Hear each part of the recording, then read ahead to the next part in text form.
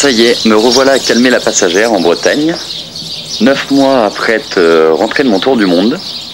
Et donc Calmé était le lieu de départ de ce tour du monde, de cette aventure.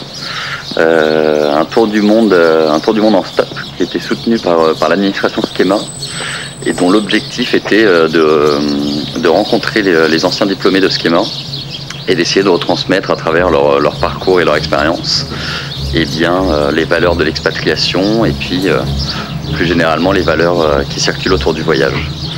Donc 1 an et 9 mois après avoir embarqué pour Lima au Pérou, eh bien la boucle est véritablement bouclée puisque le documentaire est terminé et qu'il est prêt à être diffusé. Voilà, à tantôt.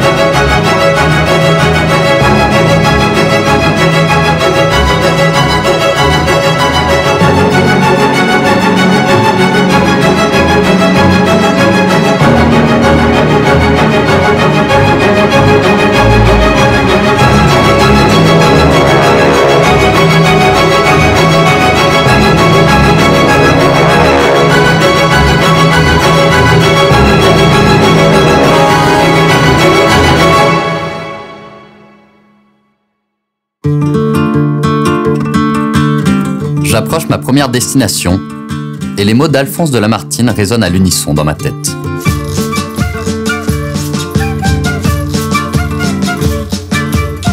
Il n'y a pas d'homme plus complet que celui qui a beaucoup voyagé et changé 20 fois la forme de sa pensée et de sa vie.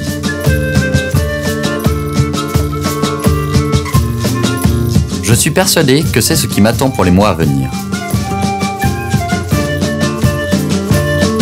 Partagé entre excitation et appréhension, je réalise que ça y est, à la descente de l'avion, l'aventure commencera vraiment.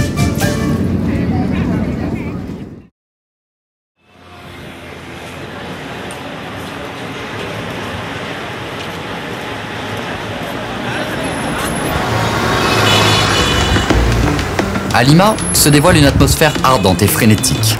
Les klaxons sont incessants, omniprésents, presque enivrants. J'ai le sentiment d'une ville qui ne dort jamais. À travers une population plurielle et accueillante, je découvre les prémices d'un continent en plein essor. Depuis le début des années 2000, l'Amérique du Sud connaît une formidable croissance. Emmenée par un Brésil florissant, véritable locomotive du continent, devenue 6e puissance économique mondiale devant la Grande-Bretagne, c'est toute une région qui prend conscience de son potentiel. Porté par cette dynamique, le Pérou, le Chili ou encore la Colombie n'hésitent plus à s'inviter à la table des nations sur qui il faudra compter.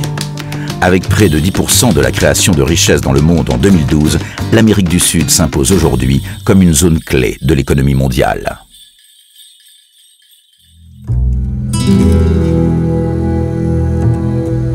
Le 31 octobre 2012, je quitte Lima en direction d'Arequipa, la terre des chefs. L'océan Pacifique d'un côté, la cordillère des Andes de l'autre, je célèbre non seulement mon premier trajet en stop, mais également mon 22e anniversaire. Blotti dans une cargaison d'acier à l'arrière d'un semi-remorque, le regard plongé vers l'horizon, je songe aux futures rencontres et aux surprises que réserve la suite de mon voyage.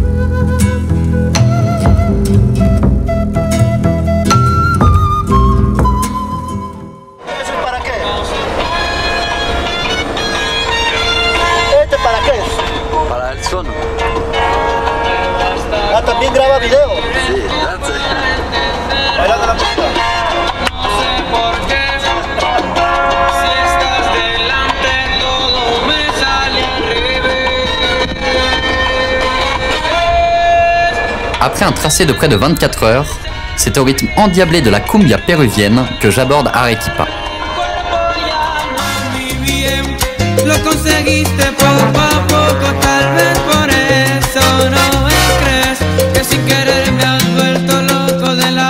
À Arequipa, je vais faire la rencontre de Kike, qui me proposera d'aller passer 10 jours dans la jungle amazonienne, dans un centre d'écotourisme. Séduit, je décide de faire un détour par Puerto Maldonado avant de rejoindre la Bolivie. Le lendemain matin, à l'aube, je prends place dans une archaïque pirogue, chargée de ravitailler les villages le long du rio Tambopata. Au bout de 6 heures, nous arrivons à El Gato, le fameux centre d'écotourisme.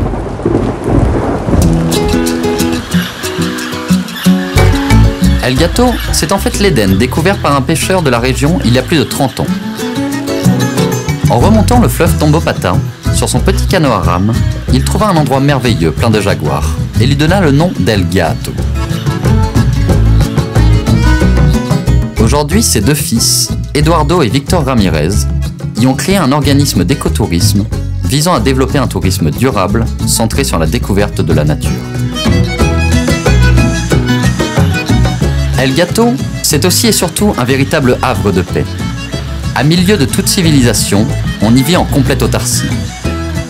Pêche aux piranhas, construction de bicoques en bambou, dégustation de larves vivantes. Pendant 10 jours, c'est bercé par le torrent qui déferle à quelques pas d'ici que j'apprends le mode de vie et les réalités de la jungle amazonienne.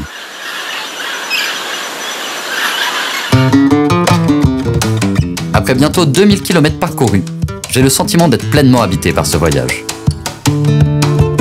Peu à peu, je me délaisse de mon traditionnel guide du routard et accepte de me laisser porter par les imprévus. J'apprends à voyager véritablement. Et déjà, je réalise que ce sont les rencontres qui dicteront la suite de mon périple. Je me dirige désormais vers la frontière bolivienne, direction La Paz.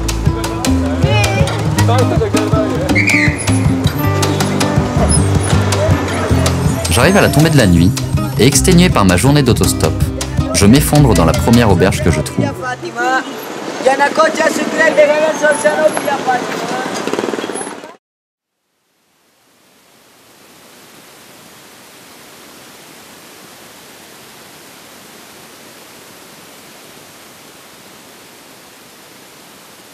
Le lendemain matin, c'est à peine si j'arrive à reconnaître la ville dans laquelle je suis arrivé hier.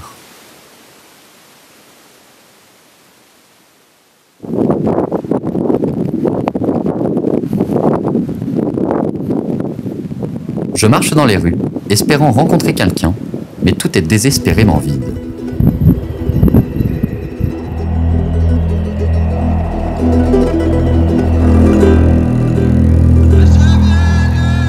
Au détour d'une rue, je croise une patrouille militaire qui m'ordonne de rentrer à mon auberge sans plus d'explications.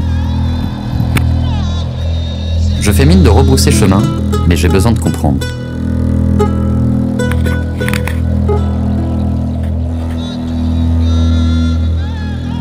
Finalement, j'aperçois un homme au loin.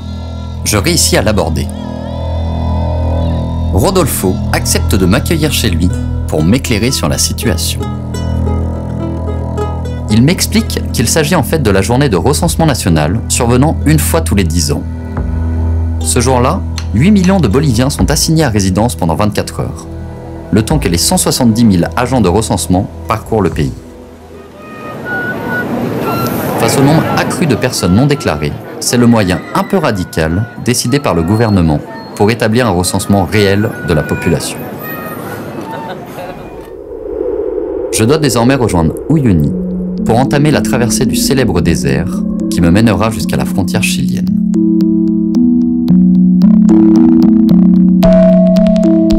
Perché à 3650 mètres d'altitude, plus vaste désert de sel au monde, le salar repose sur 40 mètres d'épaisseur, alternant couches de sel et de glaise.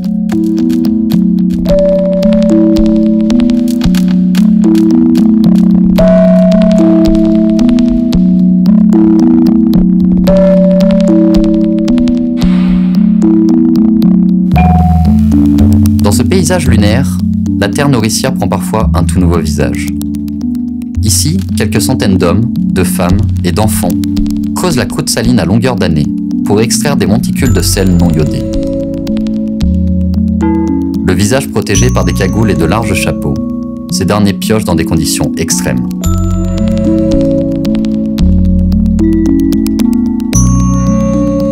Selon Evo Morales, le président bolivien, le salar abriterait plus de 50% des réserves mondiales de lithium, un métal rare utilisé dans la fabrication des batteries électriques, dont la production représente aujourd'hui près de la moitié du revenu annuel du pays. Encore trop peu utilisée aux yeux du gouvernement bolivien, l'exploitation de cette ressource se heurte aux aspirations des multinationales étrangères et aux préoccupations des organismes environnementaux. L'expédition terminée, je traverse la frontière chilienne et atteins le village de San Pedro de Atacama, au nord du Chili.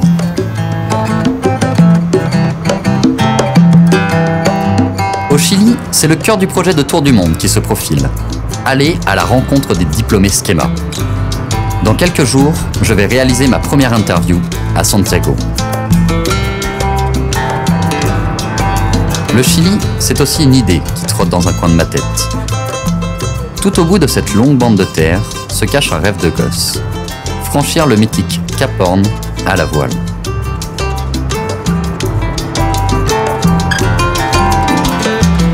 Le Chili fait partie des pays dits du cône sud. Parmi les pays d'Amérique latine, il est celui où la culture européenne y est la plus affirmée. Il est aussi le deuxième pays le plus développé du continent après le Brésil. Avec une corruption quasi inexistante, il demeure un exemple de stabilité et de croissance presque ininterrompue depuis plus de 10 ans. Une situation économique qui attire de plus en plus les investisseurs étrangers. À la frontière entre pays émergents et pays développés, il a fait son entrée dans l'OCDE il y a 2 ans.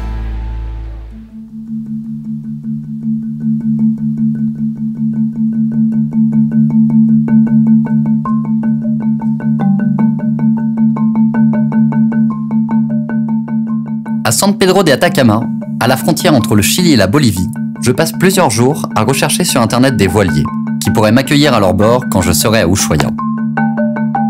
Après une centaine de mails envoyés, les réponses négatives s'accumulent.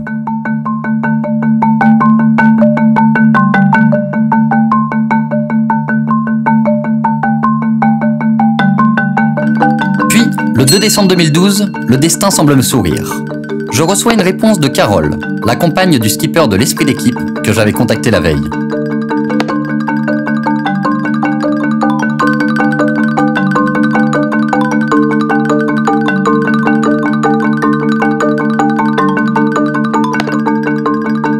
L'Esprit d'équipe, ce voilier légendaire, vainqueur de la course autour du monde en équipage avec Péan et Tabarly en 1986. Mais je suis à 5000 km du point de rendez-vous et le bateau quitte les pontons d'Ushuaia dans 4 jours et je dois m'arrêter à Santiago pour ma première interview.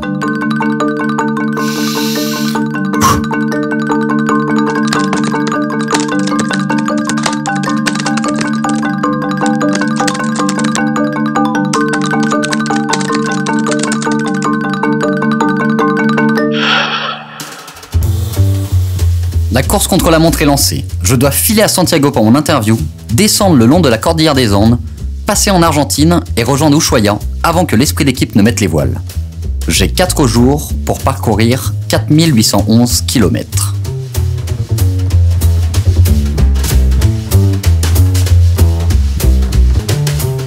Coup de chance, devant mon auberge, un minibus d'étudiants accepte de me prendre avec eux vers Santiago. Après l'excitation du départ, mes nouveaux camarades s'abandonneront rapidement à une activité plus reposante. Après 1630 km en seulement 24 heures, j'accède à la capitale chilienne.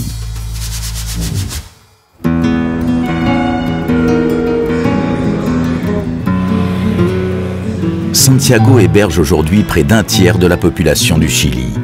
Depuis plus d'1 siècle, l'exode rural s'est terriblement accru autour de cette ville fondée par le conquistador Pedro de Valdivia. Aujourd'hui, le Grand Santiago s'étend sur plus de 40 km. Divisé en 36 communes autonomes, il représente le véritable centre politique, industriel, culturel et économique du pays. D'immenses artères donnent leur nom à autant de quartiers: Nunoa, Vitacura, Apoquindo, El Barrio Alto. Au nord, le quartier de Providencia fait disparaître les t-shirts et tongs au profit des costumes sombres des hommes d'affaires. Le centre historique, quant à lui, promène les touristes à travers ses grandes ruelles piétonnes, rappelant l'architecture coloniale d'Amérique du Sud. Il est temps pour moi de rencontrer Cécile Carnoy, la première diplômée de ce périple. Très tôt, Cécile s'oriente vers une carrière à l'international en suivant le cursus International Business à Schema et à travers des stages à l'étranger. En 2011, elle rejoint le groupe Fosco, entreprise 100% chilienne, leader dans la création d'emballages plastiques industriels. La jeune femme est aujourd'hui responsable des ventes à l'international. Mon job, c'est de manger de la glace, d'être au courant de ce qui se passe sur le marché.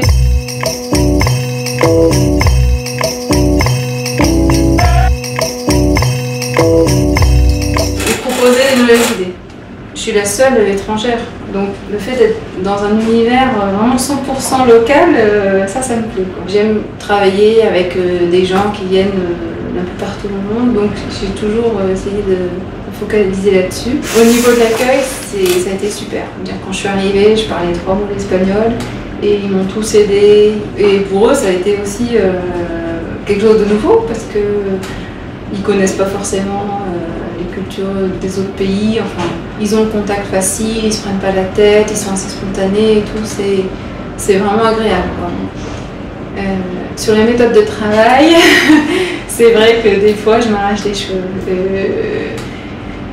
La ponctualité, on ne dit jamais non, on dit oui, mais en fait, bon, des fois, ça passe pas, il faut être derrière, beaucoup être derrière. Mais en même temps, ça donne une flexibilité, parce qu'il y a tellement de spontanéité. Tu vois, une réunion, voilà, demain, tu es disponible à 10h et tout, on se fait une réunion et tout. Et tout le monde dit oui. Voilà. Donc si toi, tu as une urgence, bah, tu peux être sûr que tu peux compter sur eux, parce qu'ils vont être disponibles. Ils ont une capacité à se faire interrompre. Assez impressionnant. Mais ça marche aussi, je veux dire, c'est une autre façon de faire. Il faut juste faire attention si on exporte avec des marchés un peu plus exigeants. Au niveau rémunération dans les entreprises comme ça? Alors, sans être... je couperai. Ça vaut pas le coup de travailler en contrat local. Pour faire une expérience, voilà, si, super. Parce que tu appelles contrat local, c'est... Contrat local, c'est d'être embauché par une société chilienne sous le régime de la loi du travail chilien. Et du coup, retour en France envisagé ou pas du tout? Pour l'instant, moi, ça me dirait bien d'enchaîner sur une autre expat en Europe. Mon baptême de reporter accompli, je file rejoindre Amélie, une amie française, qui doit me sortir de la ville en voiture pour me faire gagner du temps dans ma course vers Ushuaia. Elle m'a donné rendez-vous au Boudoir, un restaurant du quartier de Bella Vista. Là-bas, je rencontre son compagnon, Edouard, qui se révèle être un diplômé Schema. La coïncidence est trop forte. Au risque de ralentir mon avancée vers Ushuaia, je lui propose de prendre part au projet et de l'interviewer à la fin de son service. Il y a 3 ans, une fois un panel de business angels et d'investisseurs convaincus, Edouard décide de tenter l'aventure au Chili. Avec 2 acolytes, Amélie et Clément, ils développent ensemble un concept de bar-restaurant-lounge, le Boudoir. Ça nous a fait tout drôle de partir avec une valise chacun.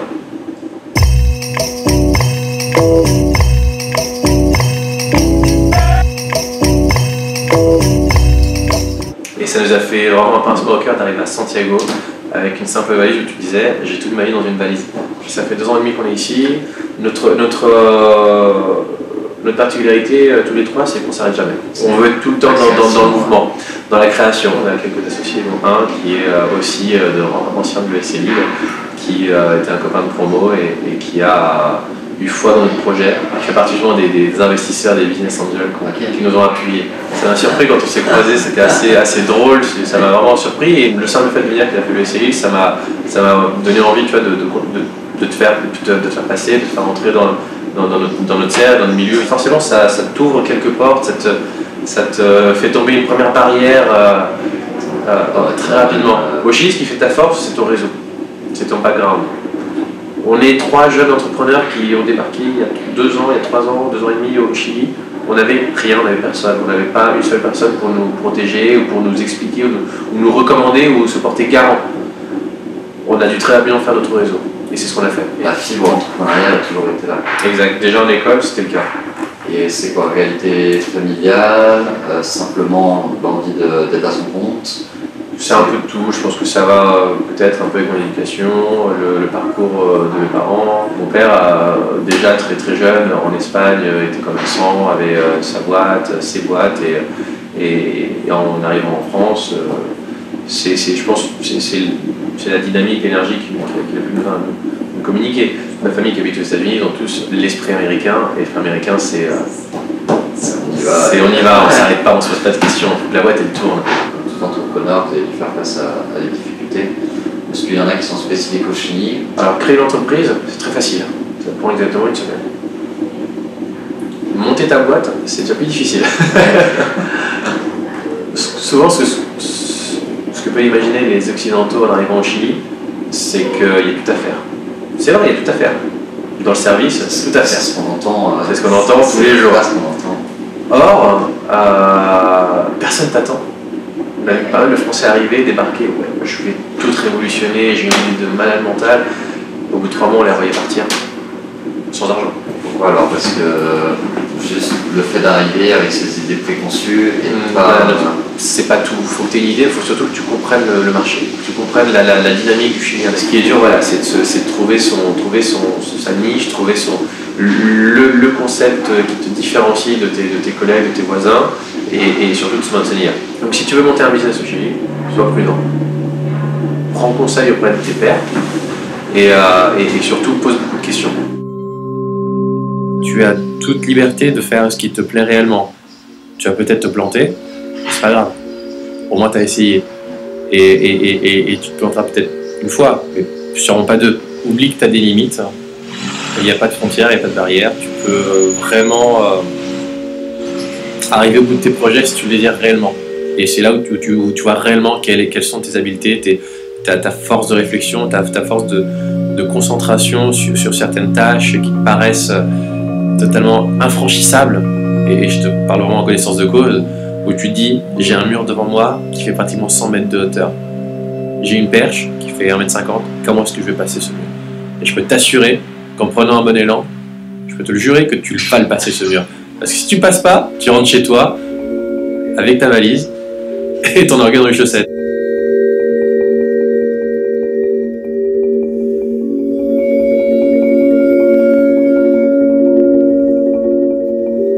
À l'aube, l'enregistrement en poche, Édouard accepte de me conduire jusqu'à une station-service, à 1 heure de Santiago. Je sais qu'il ne me reste désormais plus que 2 jours pour rejoindre Ushuaia, mais c'est encore possible. Je peux t'assurer qu'en prenant un bon élan, je peux te le jurer que tu vas le passer ce mur. Mardi 4 décembre 2012, mon pouce affûté comme une lame de rasoir, je suis déterminé à atteindre Ushuaia, jeudi soir au plus tard.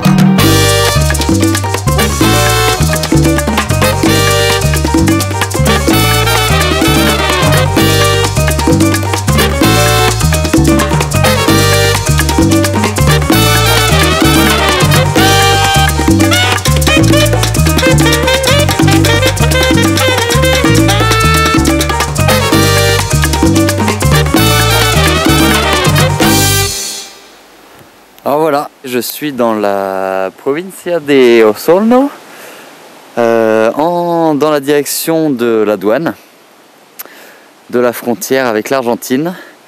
Donc avec le peu de voitures à passer, j'ai décidé de marcher, donc je suis à mon premier kilomètre et il m'en reste 19 pour rejoindre la frontière. Well, my hand is shaking and my knees are weak. I can't seem to stand on my own 2 feet. I'm in love, I'm all shook up.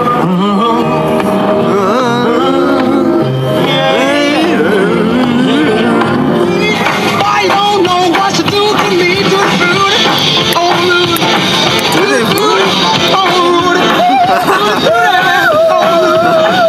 the booty.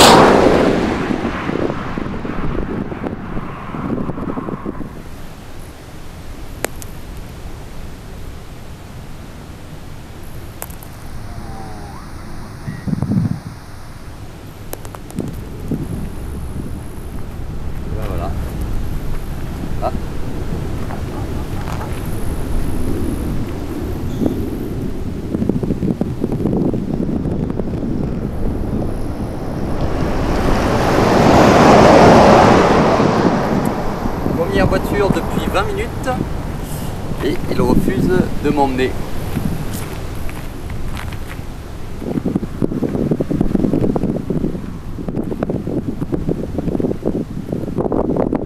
Une voiture arrive!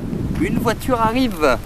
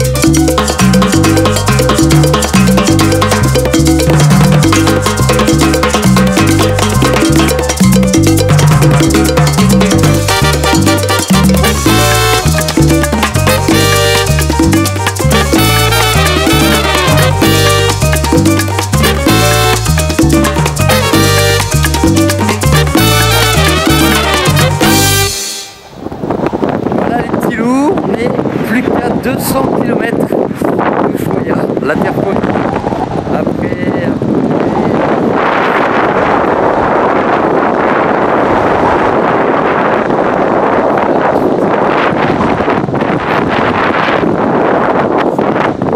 Plusieurs derniers kilomètres à parcourir pour arriver à toucher la pancarte d'Ushuaïa. Voilà. Mais comme une leçon de vie, comme pour me rappeler qu'à vaincre sans péril, on triomphe sans gloire, ces derniers kilomètres sont les plus difficiles à parcourir.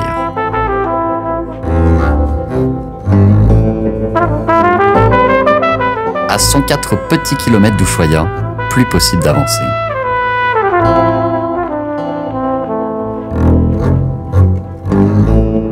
C'est finalement une famille d'Ushuaïens qui viennent de célébrer l'ouverture de leur restaurant qui m'emmèneront jusqu'à destination. Es una video, dice Colaus. ¿Cómo te dice? Me llamo. ¿Me llama? ¿Me llamo? My name My name. is Aileen. My name. My name is Aileen.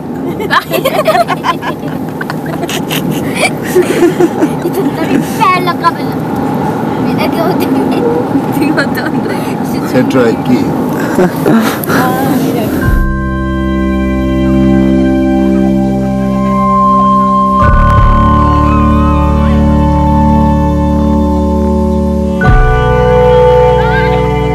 Passé par tous les états de stress ou d'excitation, 92 heures après mon départ de San Pedro de Atacama, le pouce solidement accroché, j'y suis. Ushuaïa, la ville la plus au sud de la planète. Petit coin de bout du monde, je t'ébranle, je t'effleure, je te touche. Le défi est relevé et l'instant est magique, émouvant. Dans quelques heures, j'embarque pour le Horn.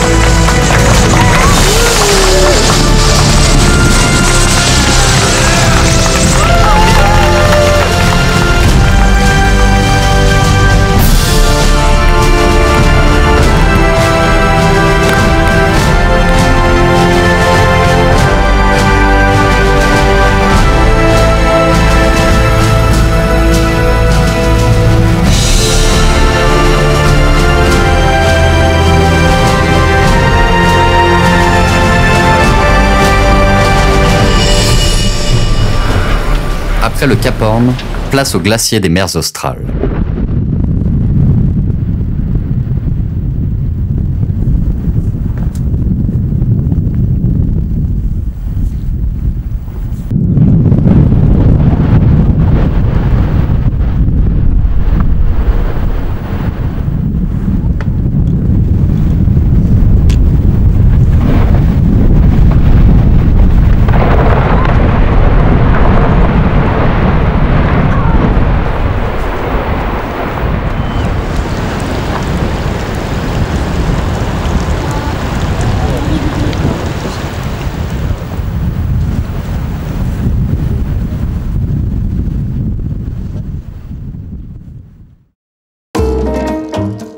Après 15 jours sur les flots, je repose un pied légèrement déconnecté sur la terre ferme.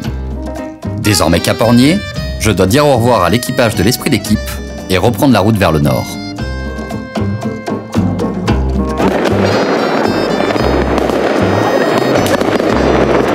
Happy New Year! Happy New Year! Yeah. You want me to take it?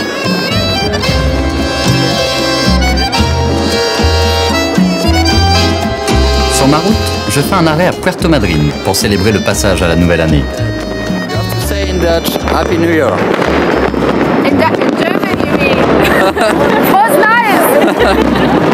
Feliz Año Nuevo! Je continue ensuite ma remontée vers Buenos Aires, où m'attendent les 2 nouveaux diplômés Schema.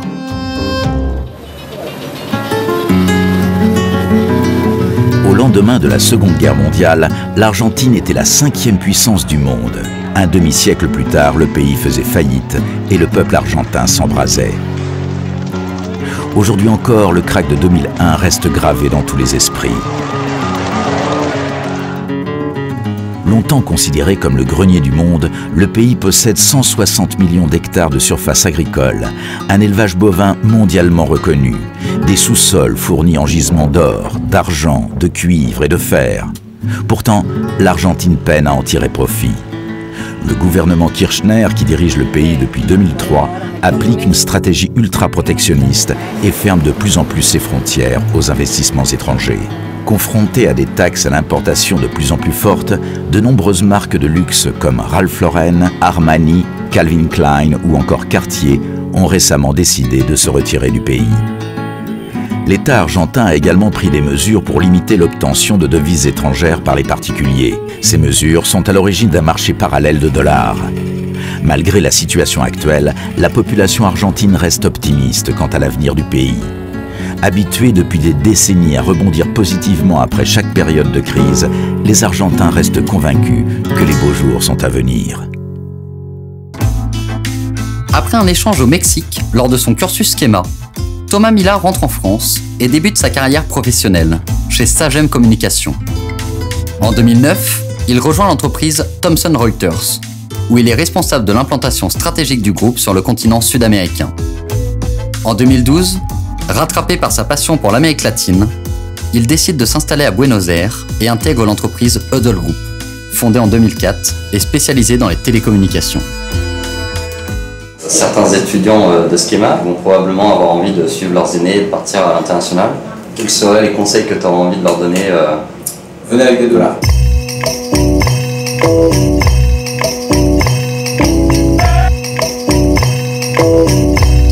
Non, mais bien sûr, c'est une formidable opportunité, c'est une formidable expérience. Il faut oser quand même. Il faut oser, ouais. Certains n'ont pas plus envie que ça, parce qu'on a sa famille, on a ses amis, on a ses proches, on a sa copine. Mais malgré tout, c'est peut-être une des rares fois où ils ont l'opportunité de le faire, parce qu'après, la vie fait que la famille, les obligations, c'est difficile après. Je pense qu'il faut vraiment profiter, c'est bénéfique pour toute la vie, c'est bon pour soi-même, c'est bon pour ses capacités, pour travailler dans d'autres langues. Et puis sur son CV, c'est aussi très reconnu, je pense, par la suite. Même si on peut retourner en France, les entreprises, des gens qui soient réactifs, qui soient flexibles, qui s'adaptent à un environnement qui n'arrête pas de changer, un peu une mutation perpétuelle. Et aller travailler à l'étranger, je crois que c'est une des meilleures manières de le démontrer. Je regrette de ne pas avoir, quand je suis sorti d'école, de ne pas avoir gardé le lien avec le réseau des anciens. Ça se fait 10 ans plus tard, je suis content de te recevoir, c'est très bien.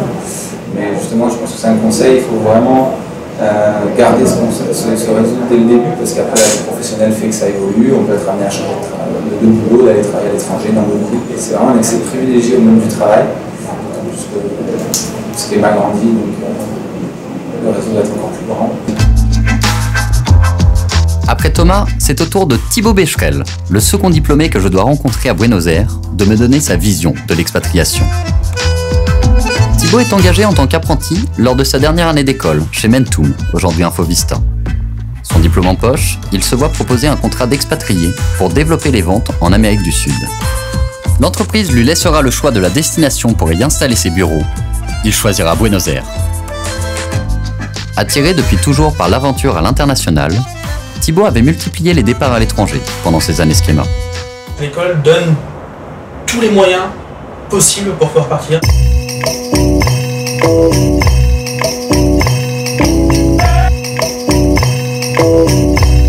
Et je pense qu'il faut en profiter.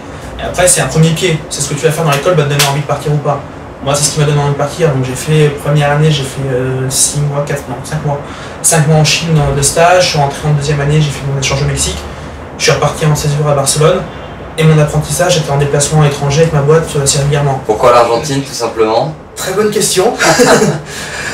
J'avais le choix en fait entre m'implanter soit au Brésil, soit au Chili, soit en Argentine. Et j'étais déjà venu plusieurs fois donc, dans ces trois pays-là. Et j'avoue que Buenos Aires est la ville que je préfère en Amérique latine. Donc, vu que j'avais l'opportunité de choisir, j'ai décidé de venir ici. Donc ton statut c'est... J'ai un contrat français CDI, plus avec un statut expat. On a un contrat avec la Chambre de commerce française de Buenos Aires. Donc c'est là par exemple, on est dans les bureaux de la Chambre de commerce française où on loue un bureau juste pour moi. L'arrivée ici, ça a été facilité aussi avec la Chambre de commerce. Parce que d'arriver dans une structure où il est déjà, qui aide au niveau de l'obtention du visa, qui donne des conseils au niveau de l'obtention pour trouver un logement. La langue est très importante parce qu'en Amérique latine, dans le business, ça marche pas comme en Europe ou aux États-Unis où c'est business. Il faut d'abord que les gens te fassent confiance, que tu viennes proche d'eux, que tu viennes avoir des relations amicales avec eux. À partir du moment où ils te font confiance, tu vas pouvoir bosser avec eux. Et habiter dans un pays étranger, à l'étranger, le but c'est de communiquer avec la population locale aussi. Et c'est pas de rester enfermé sur une communauté d'expats ou une communauté américaine ou anglaise, quelle que soit. Donc franchement, venir habiter dans un pays sans parler la langue, je vois pas vraiment l'intérêt. C'est quoi les différences fondamentales qu'il y a entre nous, notre façon qu'on a travaillé européenne, qui est peut-être un peu plus rigoureuse, je sais pas. Beaucoup plus. Je me sens plus proche de leur façon de bosser que par exemple en Europe, ça va être beaucoup plus étendu. Après, il va y avoir des mauvais côtés. Ils sont mal organisés et la notion de temps est complètement différente. Arriver à un rendez-vous, on n'arrive jamais à l'heure au rendez-vous. C'est pas logique. On est arrivé de rester à attendre 2 heures un client qui était en retard à ce moment-là. Et faut pas le prendre mal. Faut le faire comprendre après 2 heures de retard que c'est pas correct, mais une demi-heure de retard, c'est pas du retard. Je pense que le plus important, c'est la notion de temps et de flexibilité à ce niveau-là. Pour s'adapter à une culture à ce niveau-là et pas arriver avec la mentalité européenne française où tout est organisé, l'heure c'est l'heure, ou voilà, non. Ça marche pas comme ça. Si on arrive avec cette mentalité-là, on n'arrivera pas à faire du business sur place. Mais je pense qu'il faut surtout pas avoir peur de partir. Enfin, c'est génial, donc faut essayer. Puis tu tentes bien, ça se passe bien, tant mieux. Ça se passe pas bien, 3 mois après tu rentres et tu auras essayé.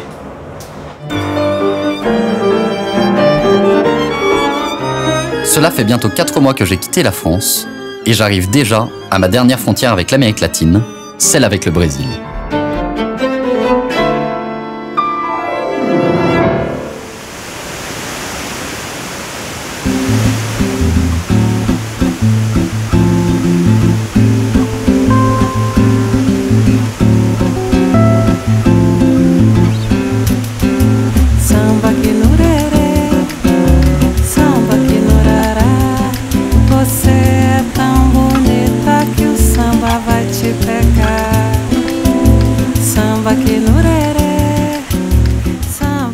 Le Brésil a vécu une décade fabuleuse. Stimulé par l'organisation des premiers Jeux olympiques sud-américains en 2016 et de la Coupe du monde de football en 2014, les investissements étrangers ont jailli de toutes parts, irriguant un marché de travail désertique et faisant émerger une classe moyenne jusque-là inexistante. La monnaie s'est réévaluée, la consommation a suivi le mouvement et le pays tout entier s'est sculpté une réputation de future puissance mondiale. À l'issue de ces 2 mandats, le président Lula a quitté le pouvoir avec une popularité exceptionnelle. Sa dauphine, Dilma Rousseff, a été élue le 31 octobre 2010 au second tour de l'élection présidentielle avec 56% des suffrages. Doté d'atouts indéniables, le Brésil bénéficie de ressources naturelles abondantes, comme le pétrole, le gaz, les minerais et un fort potentiel hydroélectrique, associé à des secteurs industriels dynamiques tels que les biocarburants, l'aéronautique ou l'automobile. Première économie de l'Amérique latine et 6e PIB mondial, le Brésil s'est donné comme priorité l'accélération de sa croissance et la réduction des inégalités dans le respect des équilibres économiques fondamentaux. Cette stratégie lui permet de jouir d'une image positive auprès de la communauté d'affaires internationale et laisse augurer d'un avenir prometteur.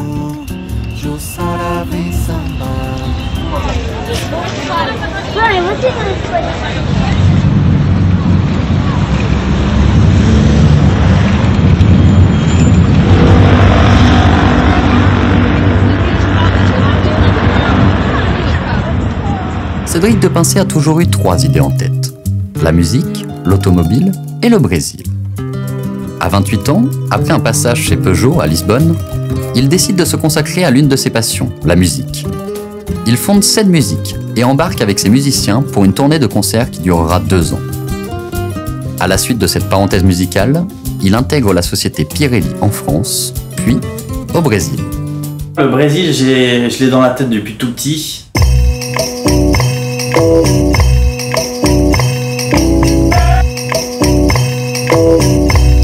J'ai découvert le Brésil à la télé en regardant la Coupe du Monde avec mon père. Ça m'a tout de suite plu, les couleurs, la façon de jouer des joueurs de foot, la samba dans les gradins. Je me suis dit, mais qu'est-ce que c'est que ce truc, quoi? Et j'ai toujours eu cet objectif de vivre en Amérique latine.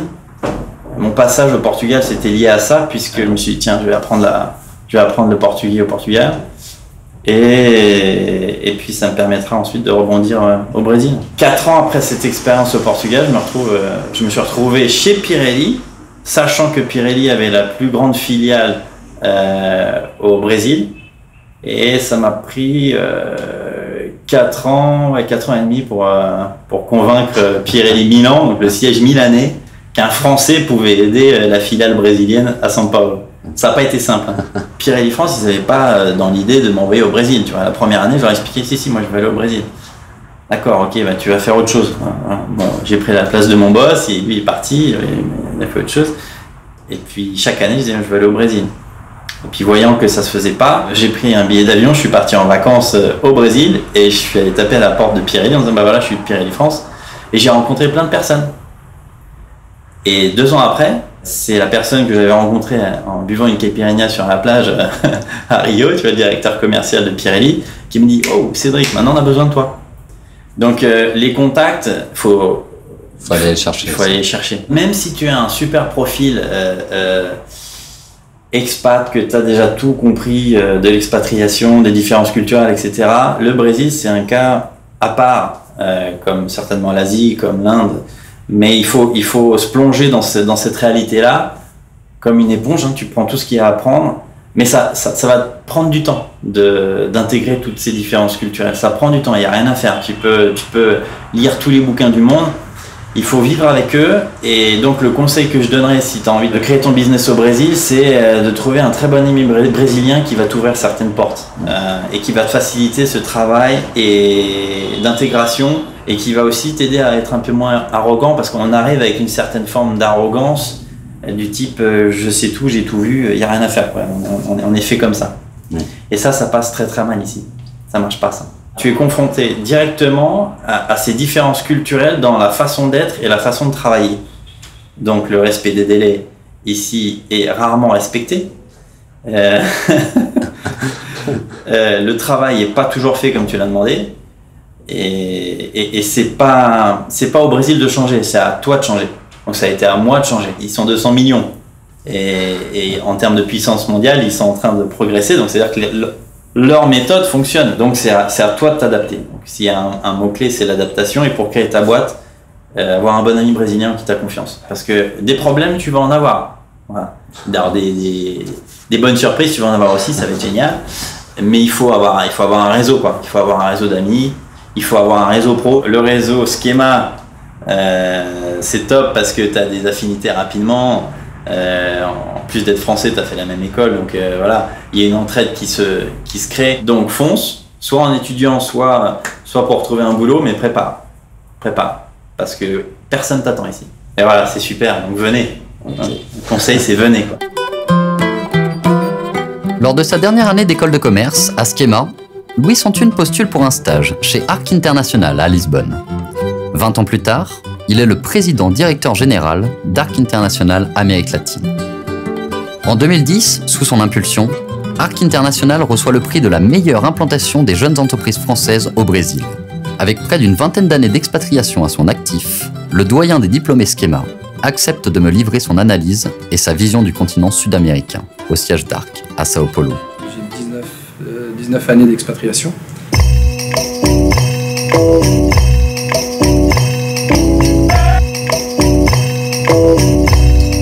J'ai commencé par ouvrir les bureaux au Mexique, où j'ai passé 4 ans. Ensuite, je suis parti ouvrir les mêmes bureaux en Argentine, où je suis resté 4 ans jusqu'à la crise 2001. Ensuite, 4 ans au Chili, et là, ça fait 7 ans, ici, à Sao Paulo. Il y a vraiment 2 Amériques du Sud pour moi. Il y a la façade atlantique, la façade pacifique. Alors, on prend aujourd'hui une façade pacifique qui connaît des bons taux de croissance, qui sont des marchés très compétitifs, très faciles, avec de très bonnes perspectives. Alors là, on parle de tous les pays andins, on parle de la Colombie, on parle de l'Équateur, on parle du Pérou essentiellement et du Chili, qui aujourd'hui sont des exemples et à mon avis, dans les 5 années qui viennent, devraient être une région à fort potentiel. Ces gens-là ont des problématiques de prix.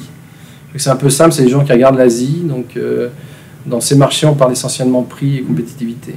De l'autre côté, c'est la façade atlantique, on a plutôt des pays qui sont des pays basés sur des marques. Les marques ont beaucoup d'importance. C'est le cas en Argentine, c'est le cas au Brésil. Mais par contre, on a un esprit beaucoup plus protectionniste. Et donc, on a 2 problématiques totalement différentes. C'est-à-dire un Pacifique qui est d'attrait et d'approche facile, où il est beaucoup plus simple de faire des affaires immédiatement, et une façade atlantique où c'est de l'investissement à long terme, où on peut fortement réussir, mais où l'investissement est beaucoup plus long et on doit être prêt, non seulement financièrement, mais aussi en termes de temps, à attendre le retour d'investissement. Le continent est dans une situation quand même positive. Si on regarde les 20 dernières années, on oubliait trop souvent l'Amérique latine, qui était encore synonyme d'insécurité, de corruption ou autres points négatifs. Et donc aujourd'hui, il y a le blason qui se redore un peu. Donc oui, je pense qu'il y a encore beaucoup d'affaires à faire. Si tu avais un conseil, ou plusieurs conseils même à donner aux étudiants là, qui sont bientôt diplômés, qui pourquoi pas auraient envie de se lancer dans l'expatriation ou même l'entrepreneuriat à l'étranger? C'est tout, partez, quoi. Je crois que c'est ce qu'il faut se dire. Je pense qu'il y a juste... je pense qu'on gagne tous à préparer un départ. Donc ça, c'est mon grand conseil, parce qu'on voit souvent arriver ou des gens ou des sociétés qui cherchent toujours le fameux Eldorado. Je crois que ça fait des siècles que tout le monde le cherche, mais bon, je pense qu'une bonne préparation via soit les organismes locaux, des chambres de commerce, UbiFrance, tout un tas d'associations, des anciens élèves des écoles, par exemple. Je crois que, surtout en France, on n'utilise pas assez la force des réseaux. Les prochaines années, c'est quoi? C'est rester à l'étranger, une autre destination, un retour en France prévu? C'est une excellente question. Alors, je me la pose environ une fois par an. Quand les affaires vont mal, je rentre. Quand les affaires vont bien, j'oublie de rentrer. Je crois que c'est un peu le risque de l'expatriation, justement. C'est que, quelque part, le temps s'écoule et on s'en rend moins compte dans l'expatriation. Et lorsqu'on se retourne, on se rend compte que les pays ont changé, les gens ont changé, les familles ont changé. Donc les retours sont toujours délicats. Donc en ce qui me concerne, bien évidemment, c'est plus mon employeur qui a la réponse et le contexte économique. Pour l'instant, on continue. Après São Paulo, je me dirige doucement vers Rio de Janeiro, surnommée la Via Maravilhosa. Je me trouve dans une station-service entre Rio de Janeiro et Sao Paulo et je cherche une voiture pour me rendre à Rio.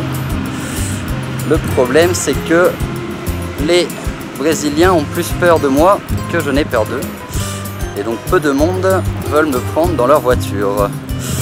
Donc il me reste 220 kilomètres avant d'arriver à Rio de Janeiro. Et donc je cherche une âme charitable pour me prendre. Voilà, voilà, sous 40 degrés. À tantôt. À Rio, je vais faire la rencontre de Laurence, une photographe qui me propose de l'accompagner au Carnaval des enfants, dans la favela de Caju, où elle réalise un reportage pour la fondation Gol de Letra.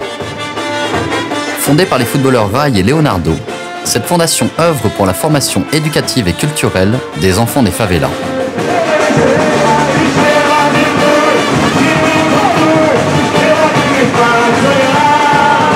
Lorsque j'observe l'insouciance de ces enfants, j'ai du mal à imaginer qu'une semaine avant ma venue, plus de 1000 policiers, assistés de blindés de l'armée, avaient investi cette même favela pour en déloger les trafiquants de drogue. Une vague de pacification destinée à assainir les favelas pour les Jeux Olympiques et la Coupe du Monde. Alegria da Zona Sul. Plus tard, Elisangela, membre de l'école de samba Allegria des Zona Sul, me propose de vivre le carnaval de l'intérieur. Dans quelques minutes, je vais défiler au cœur du sambodrome le plus célèbre de la planète, El Sambodromo Marques de Sapucaí.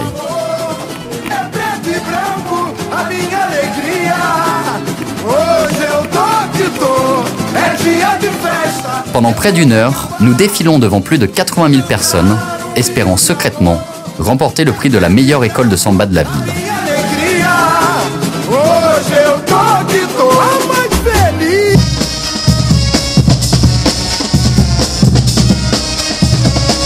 Pendant 4 jours, toutes les couches sociales du Brésil respirent ensemble au rythme des percussions et de la samba.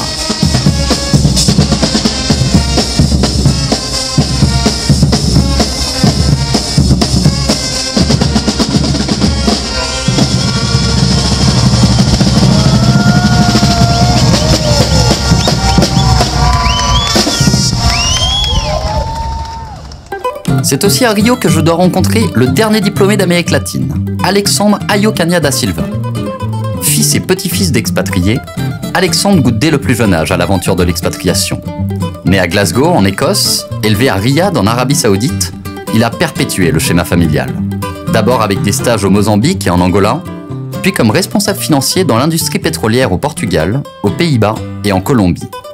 En 2011, il ouvre la porte du marché brésilien à l'entreprise pétrolière Precioso et devient directeur général de la filiale Amérique du Sud. Il me reçoit chez lui, sur les hauteurs de Santa Teresa. La grande question que tout le monde se pose ici, c'est...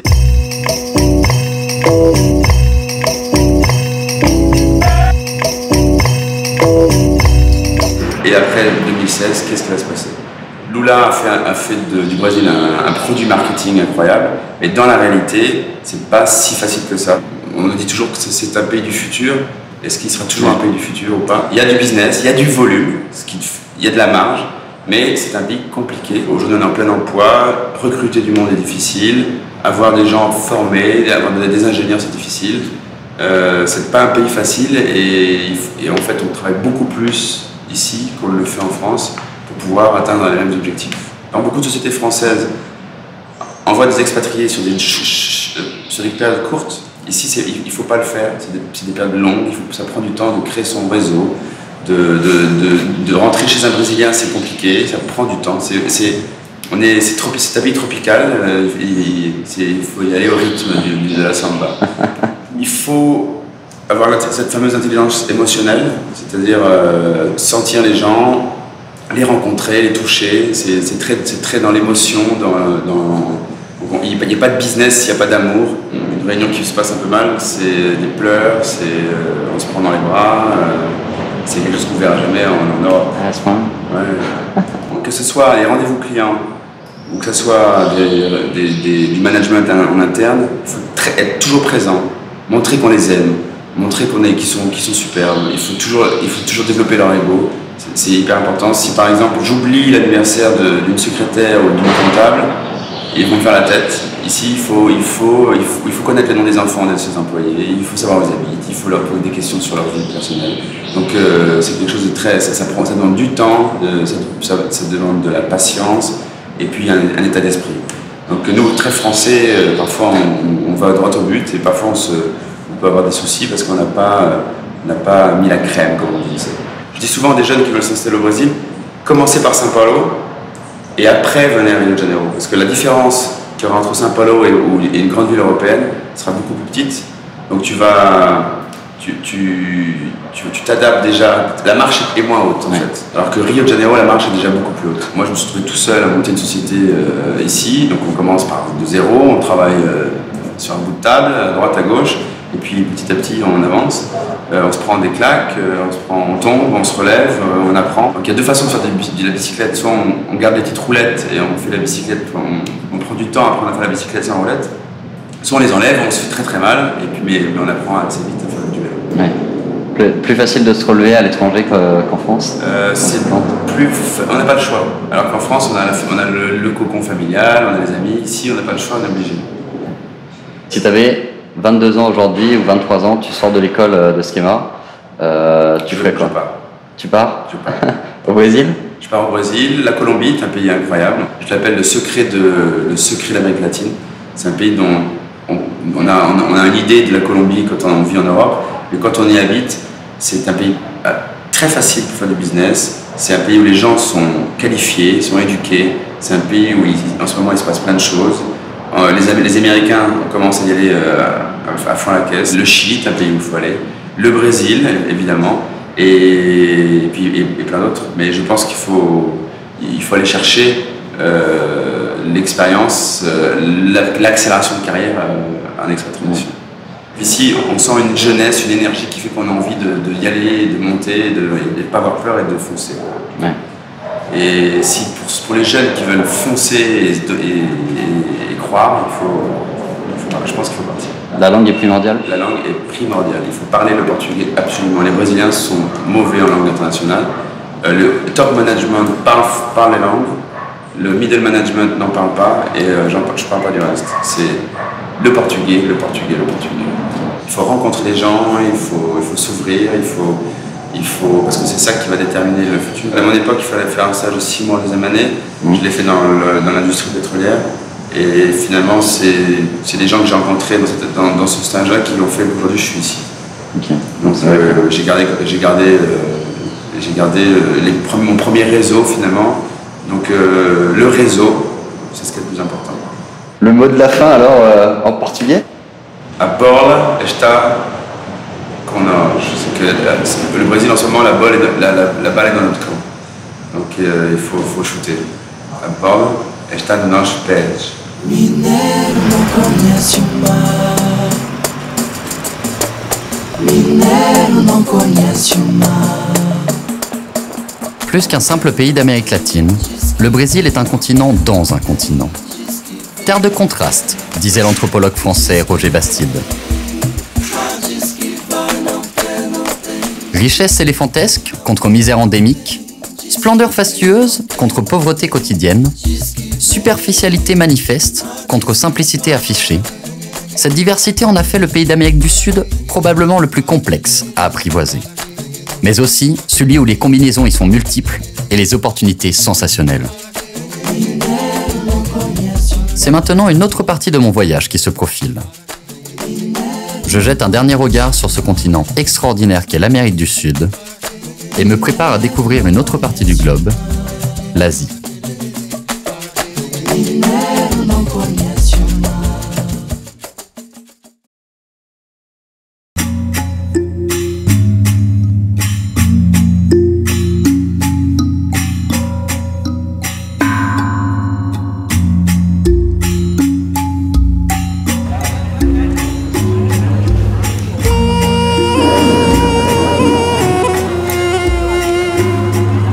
À mon arrivée en Asie, la rupture avec l'Amérique du Sud est saisissante.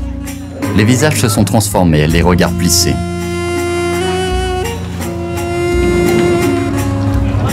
Le climat, lui aussi, n'est plus le même.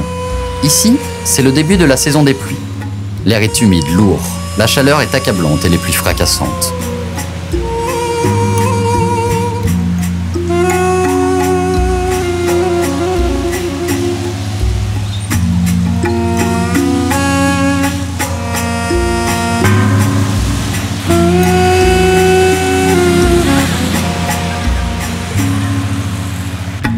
Le choc culturel est d'autant plus fort que la barrière de la langue m'empêche de communiquer avec les populations locales. Je comprends très vite que ce continent est fondamentalement différent de celui que j'ai laissé derrière moi, et que c'est en fait un tout nouveau voyage qui s'amorce.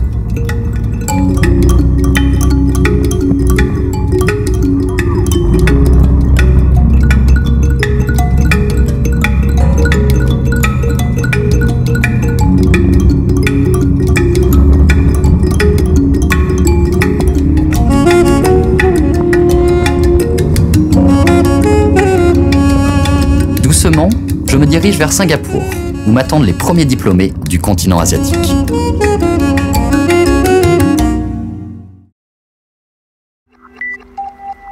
Depuis son indépendance en 1965, la cité-État a connu une réussite économique spectaculaire avec 8% de croissance en moyenne au cours des dernières années. Ceci sous l'autorité d'un État directement impliqué dans la gestion des grands groupes industriels et commerciaux. Plaque tournante commerciale et financière entre la zone Pacifique et l'Europe, la ville doit son essor à sa situation maritime exceptionnelle qui en fait le deuxième port au monde en termes d'exportation et de trafic après Shanghai.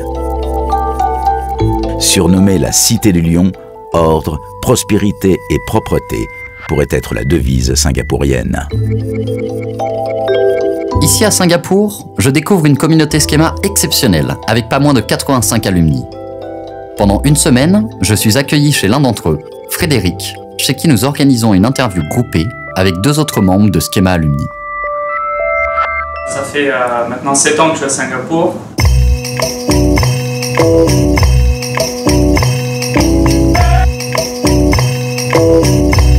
Pendant 6 ans, j'ai travaillé dans une multinationale malaisienne, dans le département marketing. Je m'occupais des sports sponsorships. Et depuis 1 an maintenant, j'ai quitté the corporate world pour me lancer dans mon aventure entrepreneuriale. Notre ami François, ça va? Le plus frère, ça se Moi, je suis arrivé il y a 5 mois à Singapour.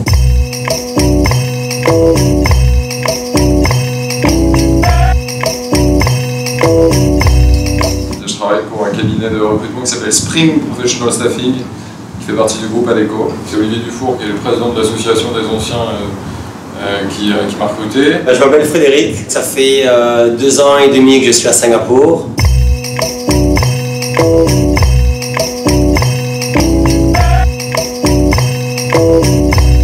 Aujourd'hui, je travaille avec François donc chez Spring Professional. C'est grâce à lui que j'ai pu avoir cette opportunité chez Spring. Ok. La force du réseau. Exactement. En fait, le réseau des anciens, en tout cas dans mon parcours professionnel, il a été très important et j'ai souvent, depuis le démarrage, j'ai quand même pas mal rencontré des gens qui venaient de Schema. Et c'est souvent grâce à eux que j'ai pu obtenir des opportunités. Donc c'est un peu aussi, ça me fait plaisir et c'est aussi logique pour moi de pouvoir tendre la main, de proposer des choses à d'autres personnes du réseau que je pourrais rencontrer. Mon partenaire actuel dans cette nouvelle aventure entrepreneuriale est un ancien également du CERAM. D'ailleurs, oui, c'est amusant parce que mon premier emploi dans cette société à Singapour, malaisienne, je l'ai obtenu grâce à lui. Il travaillait en fait pour cette boîte dans le bureau de Bangkok.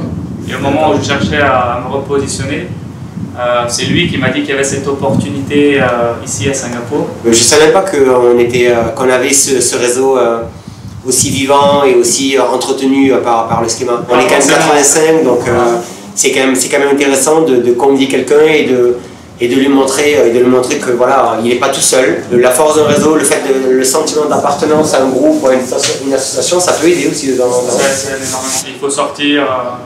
Il y a énormément d'opportunités de networking par le Schema, notre réseau, et par beaucoup d'autres par la Chambre de commerce française qui organise sans arrêt des événements de networking aussi. L'international, de toute façon, ce sera jamais négatif, ce sera jamais mauvais. À partir du moment où on arrive à voir ce qui se passe en dehors de la France, en dehors de nos frontières, avoir un recul sur les choses, parler à beaucoup plus de gens, avoir une culture vachement plus étendue. Mon conseil, ce serait de sauter sur n'importe quelle expérience à l'international. Après avoir fait mes adieux aux alumni de Singapour, je continue mon voyage vers la Thaïlande en commençant par sa capitale, Bangkok.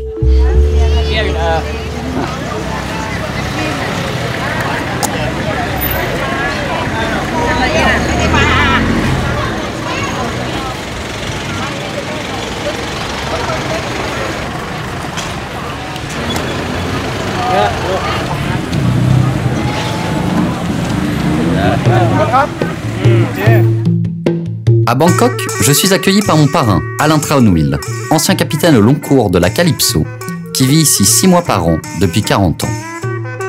Aiguillé par ce guide privilégié dans cette ville gigantesque, je profite de sa connaissance de la Thaïlande pour me rapprocher de la population locale.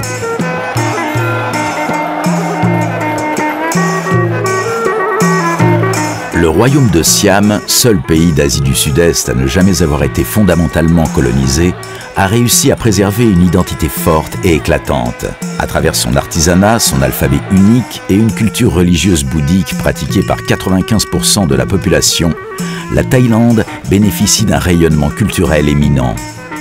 Gouverné par le roi Rama IX depuis plus de 60 ans, le peuple thaïlandais voue une vénération fidèle à la famille royale.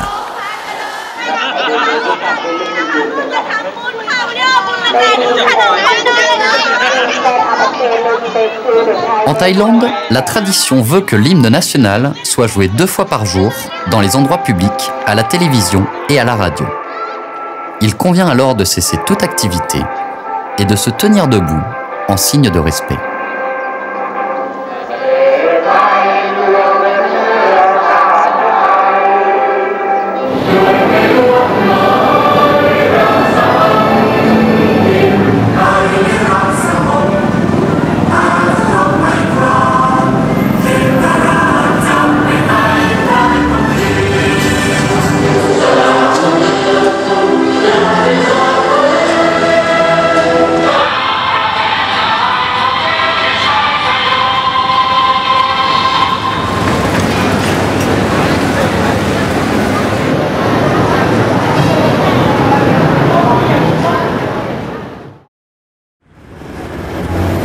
En Asie, le concept même de l'autostop est totalement méconnu. Les avancées se font plus lentes, plus longues, plus difficiles.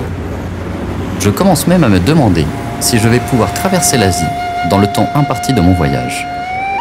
Depuis Bangkok, je mets plus de 6 heures à parcourir seulement 84 petits kilomètres.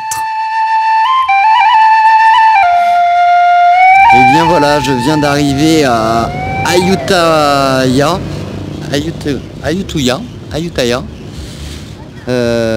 depuis Bangkok, et le stop en Thaïlande s'avère être très difficile à cause de la barrière de la langue, puisqu'ils ne comprennent pas un mot de ce que je leur explique, puisque la majeure partie ne parle pas anglais, donc c'est très compliqué. Donc je vais essayer de trouver un endroit où dormir et de repartir demain matin direction Chiang Mai. Voilà. Compliqué. À tantôt. À ce rythme-là, je vais mettre plus de 3 jours à gagner le nord du pays. Avant de rejoindre Chiang Mai, je fais un arrêt à Doi Inthanon, le sommet le plus haut de Thaïlande.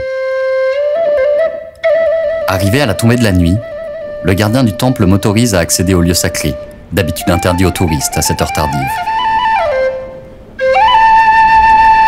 Quasiment seul au monde, je vais passer la nuit sur ces hauteurs majestueuses avant de rejoindre Chiang Mai.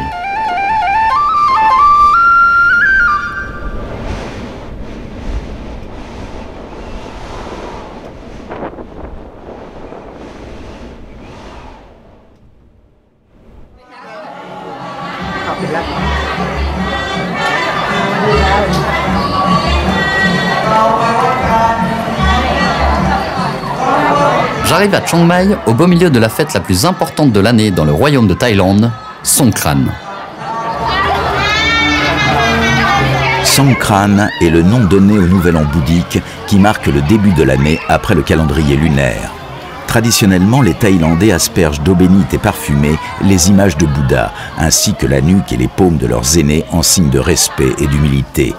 Si cette tradition se perpétue dans les foyers et dans les temples, ces défilés publics sont également devenus prétexte de gigantesques batailles d'eau dans tout le pays. La croyance populaire voulant que l'eau éloignerait la malchance.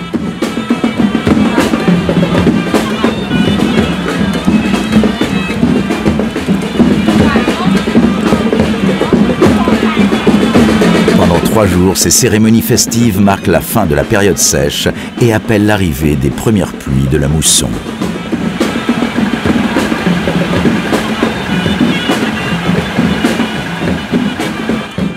À Chiang Mai, je me lie d'amitié avec Joost et Mariette, 2 backpackers hollandais. Joost voyage depuis déjà quelques mois en Asie.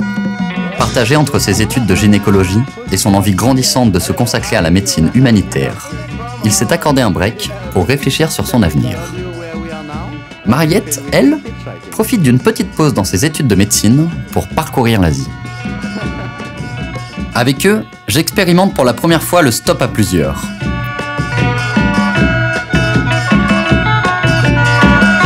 Cap sur le Laos, mais aussi et surtout cap vers Ho Chi Minh, où m'attendent les prochains diplômés Schema. À leur côté, et après presque 1 mois et demi passé en Asie, je comprends peu à peu qu'au-delà de la barrière de la langue, il existe d'autres manières de communiquer avec les populations. Benji. Nice to meet you, Kwang. Nice to meet you. Kwang. Nice to meet you. Oh, I cannot explain in Thai. Nice to meet you. I'm happy. I'm happy to see you. Yeah. À travers les regards, les repas partagés, les sourires échangés, les mimes, les rires, voire les fous rires, je partage parfois bien plus que je ne l'avais imaginé.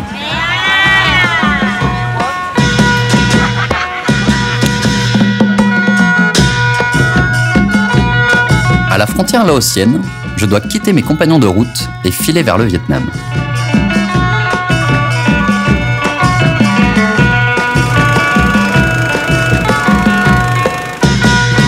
La descente le long du Mekong à travers le Laos puis le Cambodge me mène jusqu'à Ho Chi Minh Ville, la capitale économique du Vietnam.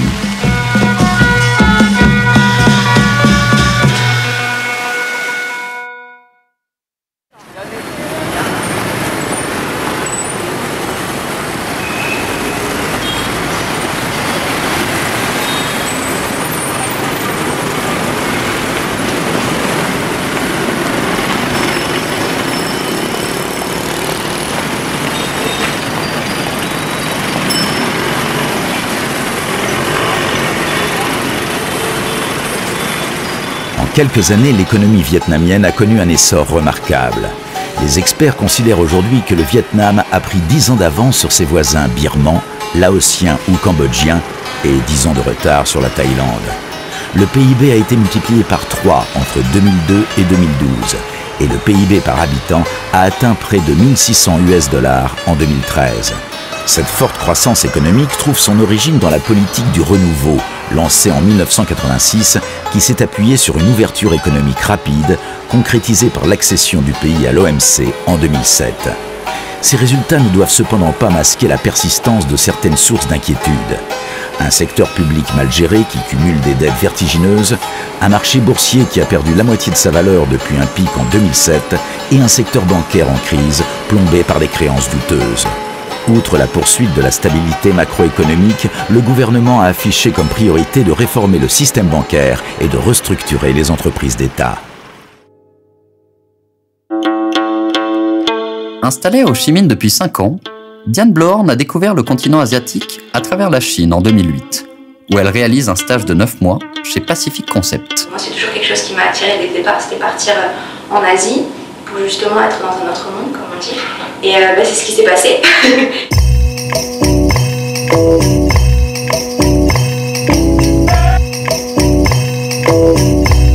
J'étais dans un autre monde et c'était top. Moi, j'ai adoré.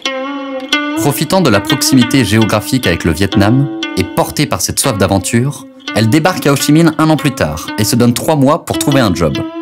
Une stratégie payante, puisqu'après s'être chargée de l'implantation de marques de luxe telles que Cartier, Chanel, Ralph Lauren ou encore Rolex, elle dirige depuis 2013 la marque Lacoste au Vietnam. Je dirais que c'est la passion et l'envie de réussir qui me pousse à toujours aller de l'avant et toujours aller vers les gens. J'étais maman, on était 5 et j'ai fini en comptant tous les magasins, on était environ 200. J'étais pas toute seule, hein. Il y avait toute une équipe, bien sûr, c'est la clé, on n'est pas seul. Au départ, quand il n'y a pas de magasin, il n'y a rien, il faut tout créer. Et donc j'étais le premier contact des marques par rapport aux achats. Donc en gros, après, c'est moi qui travaille avec les équipes pour faire tout ce qui est magasin, je travaille avec eux et je suis là pour les former, je suis là pour qu'ils grandissent, si je peux dire ça comme ça, et pour leur donner tout ce que je peux leur donner. Donc je bosse avec eux et donc c'est vraiment, ils apprennent de moi tous les jours et moi j'apprends de tous les jours aussi. Donc on apprend différemment ensemble. Moi je leur donne tout ce qui est connaissance maintenant, puisque ça fait 4 ans que je travaille dans le même secteur ici. Donc connaissance du marché, connaissance des chiffres, des analyses, etc. Et puis eux m'apprennent toujours et encore la culture vietnamienne, on en apprend tous les jours et c'est ça que j'aime aussi ici. On dit aussi que le Vietnam c'est la culture du oui, c'est-à-dire vous leur dites quelque chose, ils vont dire oui, mais en fait non. Donc il faut répéter et re-répéter. Donc la passion c'est aussi quelque chose d'important. Ça c'est vrai qu'au départ c'était super marrant parce que moi à la base je suis vraiment très dynamique, etc. Donc je disais allez, on fait ça, c'est bon, je t'explique, on fait comme ci, comme ça. Ok, oui, avec le grand sourire. Oui, le sourire ça veut dire qu'ils n'ont rien compris, mais bon, quand on ne sait pas au départ, voilà. Et en fait rien n'arrivait, ou alors quand ça arrivait c'était totalement différent. Et là, là c'était vraiment marrant quoi. Et c'est là où je me suis dit, ça marche pas comme ça. Sur le marché du travail, c'est plus compliqué pour un étranger d'arriver et de trouver un poste, puisque les Vietnamiens sont maintenant diplômés et peuvent avoir le même niveau de diplôme qu'un étranger. Et ensuite, il y a aussi tous les Vietnamiens qui étaient à l'étranger, qui sont partis pendant la guerre, qui envoient leurs enfants ici ou qui reviennent. Donc du coup, ça fait encore plus de concurrence pour les étrangers comme nous. On arrive, on n'a rien, on ne parle même pas la langue. On a juste un diplôme en poche et voilà. Le petit plus pour le Vietnam, ce serait vraiment la langue. Oui, je pense qu'aujourd'hui, si quelqu'un veut arriver, ça serait la langue. Si en tant qu'étranger, vous arrivez, vous parlez vietnamien, ça peut être un vrai plus. Foncez quoi, faut vraiment pas hésiter à s'ouvrir au monde et justement aller vers les gens. Donc partir, voir ce qui se passe ailleurs et professionnellement et personnellement, c'est vraiment top. Faut vraiment faire. Même si ça échoue, vous essayez, ça marche pas, vous revenez, vous resserrez après, il faut y aller, faut foncer.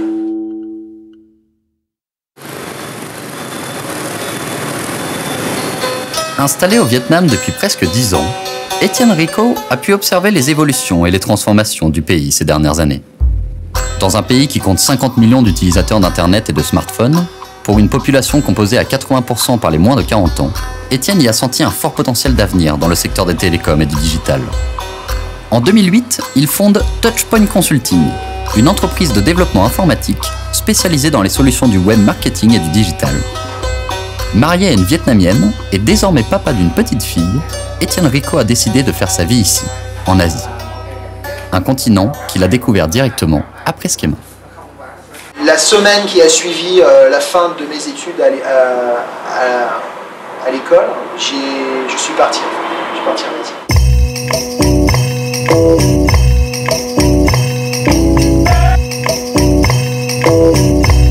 C'est vraiment les premiers souvenirs que j'ai eu en arrivant dans ce pays, c'est qu'est-ce que c'est que ce bordel, c'est dans tous les sens impossible de traverser une rue. Des flux continus de motos, aucun respect des priorités, des feux, quoi que ce soit. Et je pense que c'est ça, à comprendre le Vietnam, c'est s'asseoir à un carrefour et regarder les gens, comment les gens traversent et croisent en moto ou en voiture, d'opportunité en opportunité et d'échec en échec, on va dire.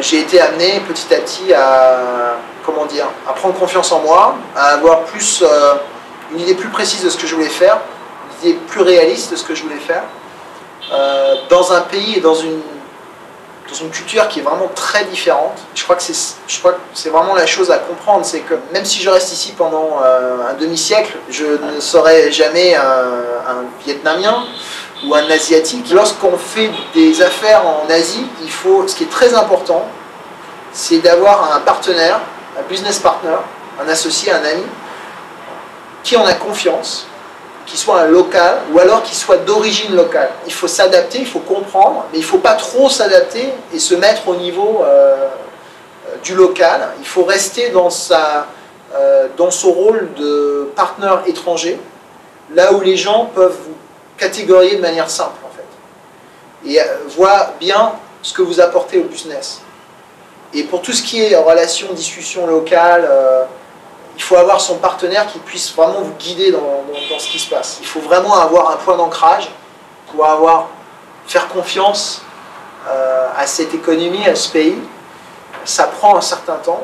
Des fois, on se fait un peu avoir, quoi. Et comme je le disais, ce qui est très important, c'est d'avoir toujours avec soi, dans ton équipe, quelqu'un qui puisse te renvoyer des balles, quoi. Avec qui tu peux tester ce que tu veux faire avant de le faire dans la réalité sur le marché. Il faut tout simplement comprendre que on ne peut pas tout faire soi-même et qu'il faut pouvoir compter sur quelqu'un d'autre. C'est la confiance qui prend du temps, pouvoir faire confiance à quelqu'un et aussi aux gens en retour, pouvoir vous faire confiance. Parce que mon équipe de développement me fait confiance personnellement. C'est quelque chose qui est approuvé au jour le jour. C'est fini maintenant l'époque coloniale où on donne des ordres et tout. Hein. On vient ici, on est invité par le pays, donc il faut comprendre que bon, les choses sont différentes. C'est un retour, un feedback quasi immédiat sur ce qu'on fait, c'est-à-dire surtout à échelle de chez Linville, du Vietnam. Donc ça veut dire deux choses, ça veut dire le succès très rapidement ou l'échec très rapidement. C'est effectivement une zone assez intéressante où, contrairement à la Chine, les choses sont à échelle un peu plus humaine.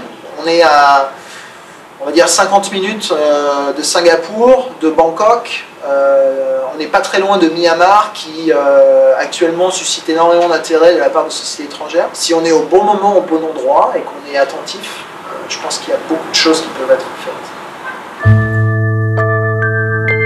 Il est temps pour moi de quitter l'Asie du Sud-Est et d'aborder le mastodonte chinois.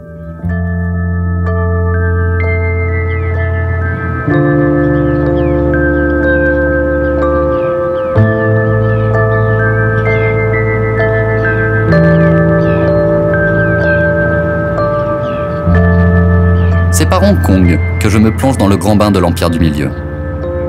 Derrière ces immenses gratte-ciel se trouve non seulement la porte d'entrée sur la Chine continentale, mais également les derniers diplômés Schema que je dois rencontrer.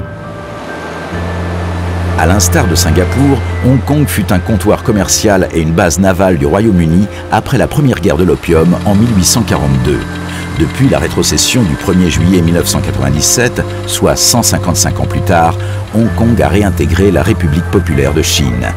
Considéré comme une entité économique indépendante, Hong Kong s'est transformé en un centre d'affaires international majeur, tout en perpétuant son rôle traditionnel d'interface incontournable entre la Chine continentale et le reste du monde. Hong Kong est aujourd'hui la 3e place financière au monde et joue un rôle crucial dans l'ascension irrésistible de l'économie chinoise.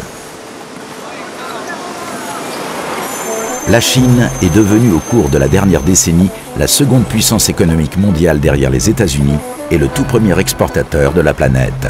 Cependant, la crise qui touche les marchés mondiaux, les fragilités du système bancaire chinois, les tensions ouvrières et les dégradations considérables de l'environnement placent les autorités devant des défis majeurs. Le 12e plan quinquennal adopté en 2011 a établi l'objectif de résorber ces déséquilibres à moyen terme et de rendre la croissance chinoise plus soutenable en imposant un mariage de raison entre économie et écologie. À mon arrivée ici, je suis impressionné par l'ampleur et le dynamisme du réseau Schema. À peine débarqué, je suis invité à une soirée alumni sur un rooftop de Hong Kong pour y rencontrer ses membres. Parmi eux, Pierre-Yves Dupuis accepte de me donner son expertise sur cette région du monde. Passionné et intrigué par la culture chinoise, Pierre-Yves décide de réaliser un échange à l'université de Hong Kong en 2006 pour sa dernière année d'école. Tombé amoureux de la région, il décide de s'y installer. Après une courte expérience d'analyse de marché chez Ubifrance, il développe simultanément son propre site internet dédié au luxe chinois et collabore avec PropGo Luxury en tant que développeur web média. Maîtrisant parfaitement l'anglais, il a pris conscience que cela ne suffisait pas pour apprivoiser la Chine. Et l'anglais, c'est vraiment qu'une langue de communication.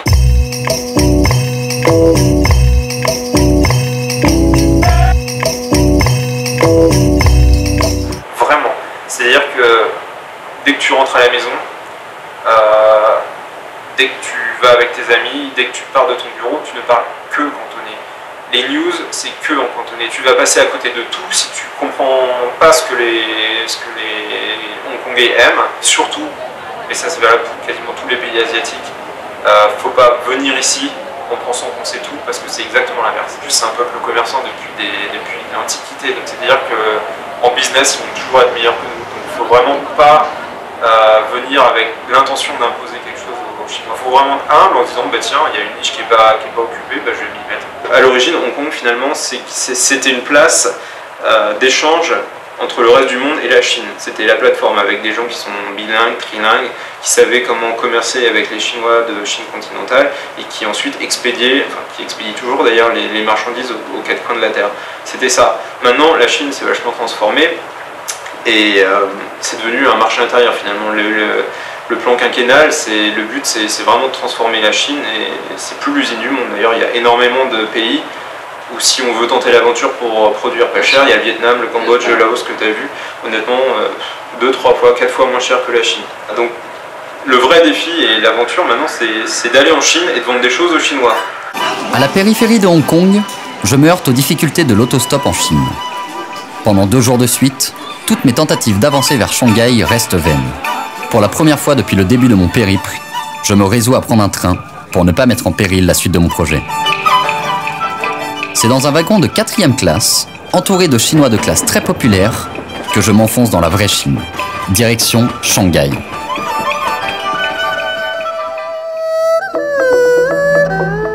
Après 24 heures de trajet éprouvant, je pars à la rencontre du dernier diplômé de ce périple.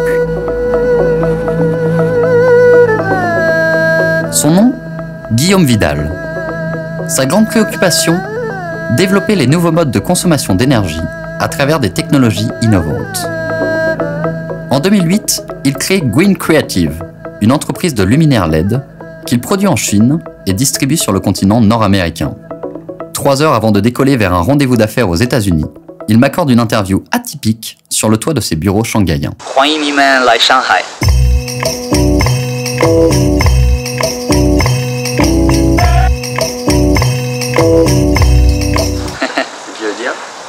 Bienvenue à Shanghai.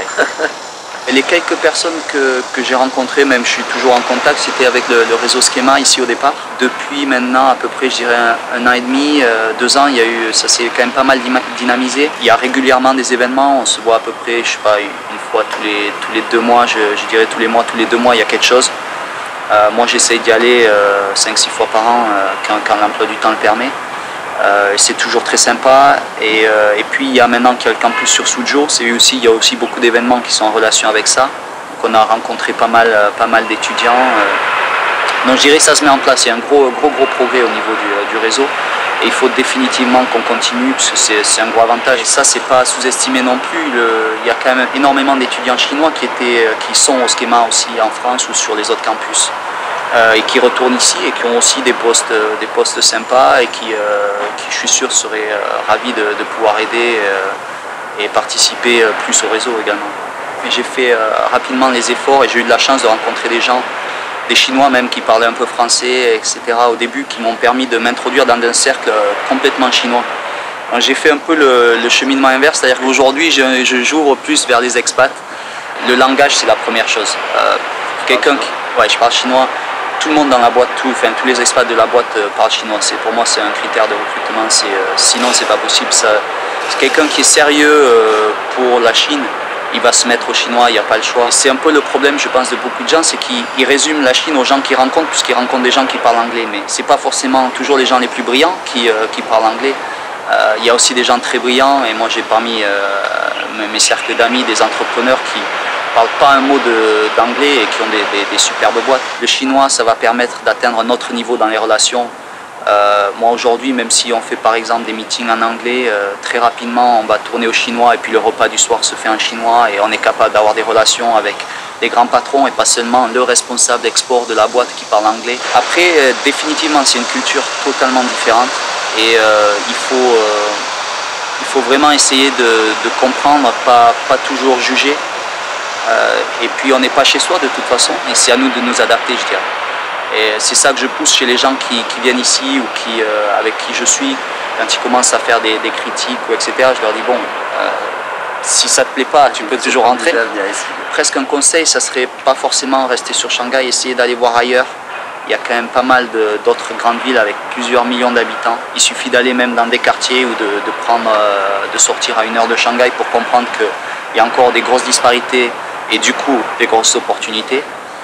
Par contre, c'est clair que tout ce qui est les fausses bonnes idées, c'est-à-dire je vais amener du vin en Chine ou je vais exporter des produits pas chers chinois en Europe, tout ça, ça a été fait, refait.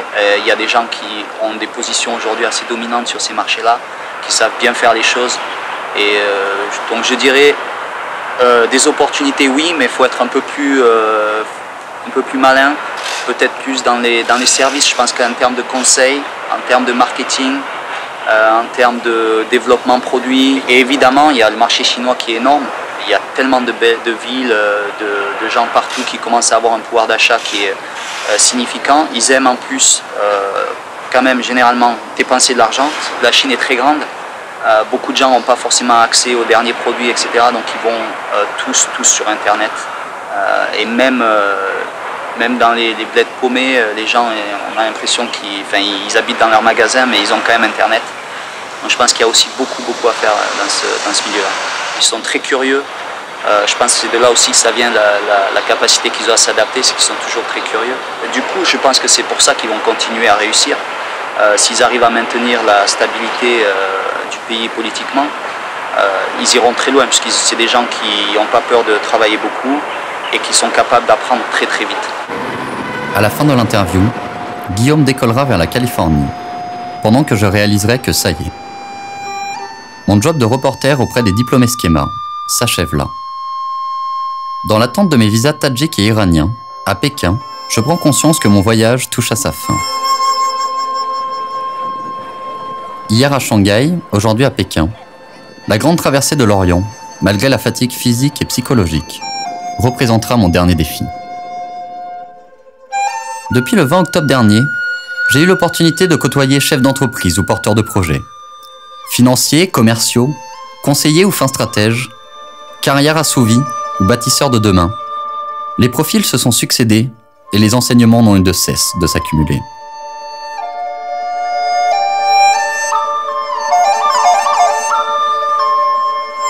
Chacun d'entre eux, à leur façon, par leur parcours souvent atypique, par leurs anecdotes toujours galvanisantes, chacun d'entre eux a rendu cette expérience unique et formatrice.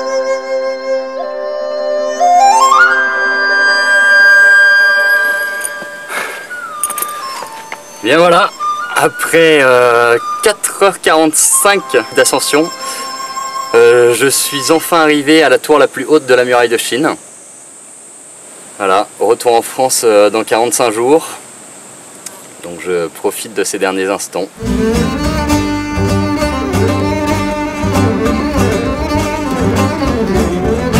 Ça y est, je fais désormais route vers l'ouest, vers l'Europe, vers la France, vers la Bretagne.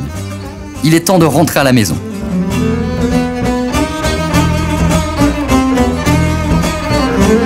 Soudain, une sensation étrange m'envahit. Je réalise que 9 mois se sont écoulés depuis que j'ai embarqué dans cet avion en direction de Lima. La route sera encore longue avant d'effleurer les terres bretonnes, mais le retour approche.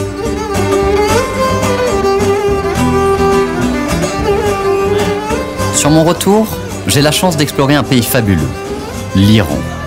L'Iran, ce pays que nos médias, nos citoyens n'ont de cesse de décrier, de blâmer ou de catégoriser comme un pays dangereux, parfois même islamiste. Pourtant, l'Iran que j'ai sous mes yeux est bien loin de tous ces stéréotypes. L'Iran que je découvre là est doté d'une culture de l'hospitalité extraordinaire. L'Iran qui se dévoile ici est un pays où la population s'intéresse à l'étranger que je suis et fait preuve d'une rare ouverture d'esprit.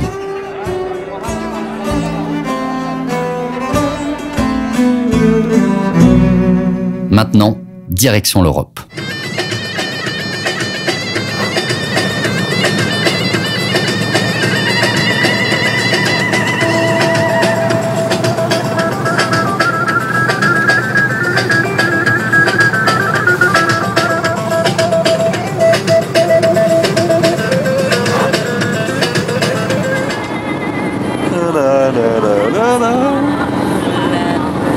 À Istanbul, je retrouve ma petite sœur, Pauline, qui va m'accompagner pour la dernière ligne droite.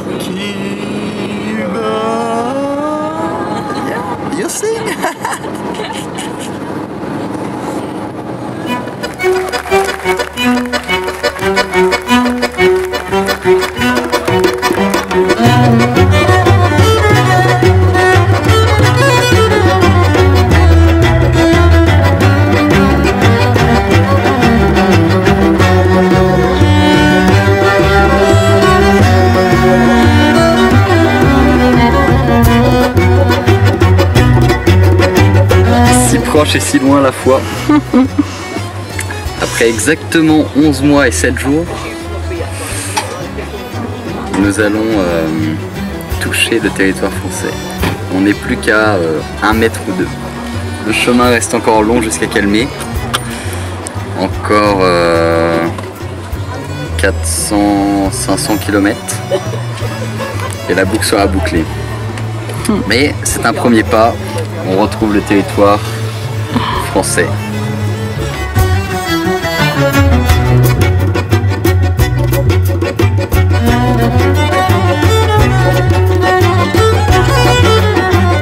Au péage parisien, je m'apprête à célébrer ma dernière journée, mon ultime tentative d'autostop avant de rentrer à la maison.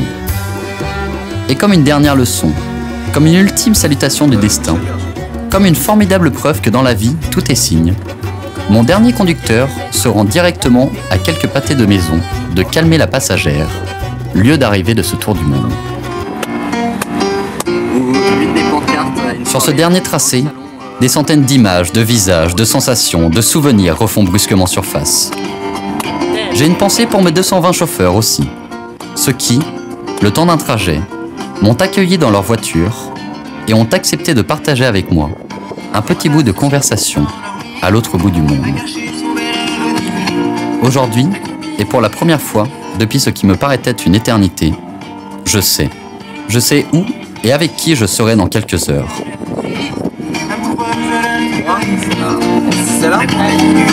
Quand se découvre sous mes yeux le portail de la maison, je réalise que c'est fini. Et quel sentiment fort d'avoir accompli quelque chose de grand. C'est comme gagner la Coupe du Monde. Soudain, un sentiment de fierté m'envahit. Oui, je suis fier. Humblement, mais fier. Fier de ce que j'ai réalisé, d'être allé au bout de ce projet, des kilomètres parcourus, de ces rencontres inoubliables. Et fier de pouvoir désormais partager cette expérience extraordinaire.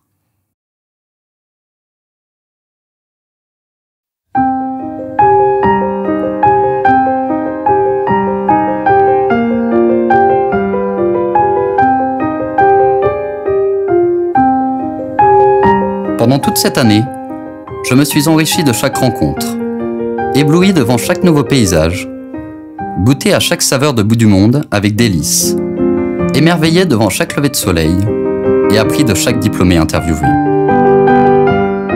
J'ai touché chaque main qui s'ouvrait à moi avec joie et curiosité. J'ai entendu le muezzin de chaque religion et toujours levé mon pouce avec obstination, confiance et volonté d'avancer.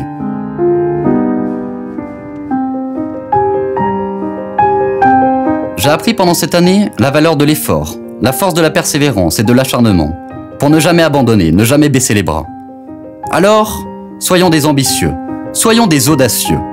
Ayons l'audace d'aller au bout de nos rêves et laissez-nous emporter par le balai des rencontres. Et n'oublions jamais ces mots de Paulo Coelho. Si vous pensez que l'aventure est dangereuse, je vous propose d'essayer la routine. Elle est mortelle.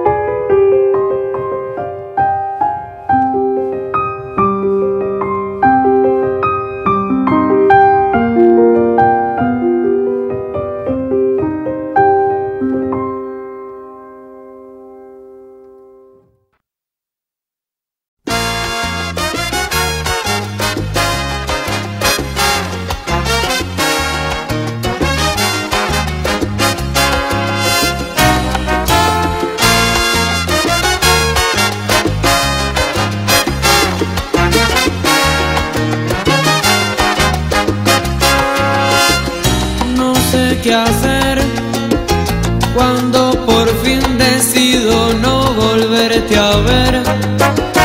No sé qué hacer, me das un beso y ya sueño con volver. No sé qué hacer, a mi cabeza tú le has hecho enloquecer.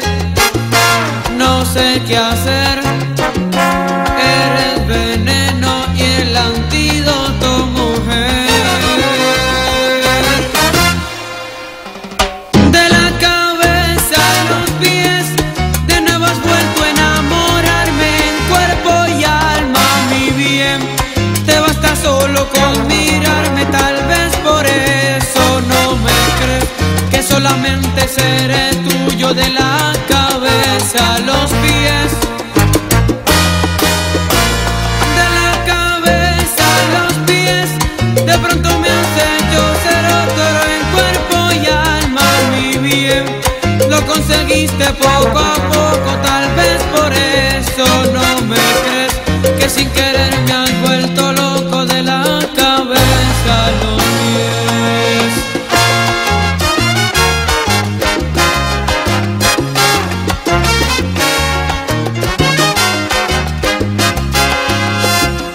No sé por qué tu amor me deja ciego y sin saber qué hacer. No sé por qué me tiembla el cuerpo cuando rozas con mi piel. No sé por qué